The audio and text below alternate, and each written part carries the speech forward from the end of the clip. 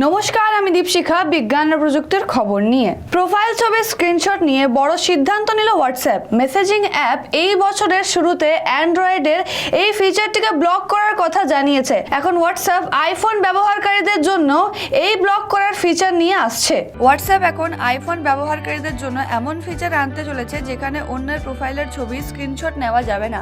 Messaging app এই বছরের শুরুতে অ্যান্ড্রয়েডের এই ফিচারটিকে ব্লক করার কথা জানিয়েছে। এখন হোয়াটসঅ্যাপ আইফোন ব্যবহারকারীদের জন্য এই ব্লক করার ফিচার নিয়ে আসছে। সহজ কথায় আইওএসে হোয়াটসঅ্যাপ ব্যবহারকারীরা অন্তত বিটা ভার্সনে এখন অন্য যে কাউকে তাদের ডিসপ্লে থেকে স্ক্রিনশট নেওয়া ব্লক করে দিতে পারেন।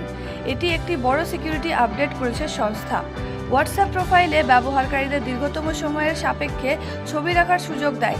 তবে কেউ যখন ব্যবহারকারীদের ফটো স্ক্রিনশট করে গোপনীয়তার উল্লেখগণ বা ভুল উদ্দেশ্যের জন্য ব্যবহার না করতে পারেন, তার জন্য এটি একটি বড় সিকিউরিটি আপডেট।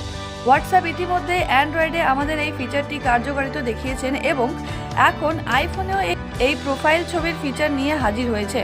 এছাড়া বিটা মালিকাধীন ফেসবুক একটি অন্যান্য প্রোফাইল পিকচার গার্ড টুল প্রদান করেছে, যা অন্যদের ছবি স্ক্রিনশট নিতে বাধা দেয়। মেসেজিং অ্যাপটি প্রথমে ফটো ক্যাপচার করার পরিবর্তে একটি কালো স্ক্রিন অফার করবে এবং মেসেজ দিয়ে জানাবে যে অ্যাপের সীমাবদ্ধতার কারণে স্ক্রিনশট নেওয়া যাবে না।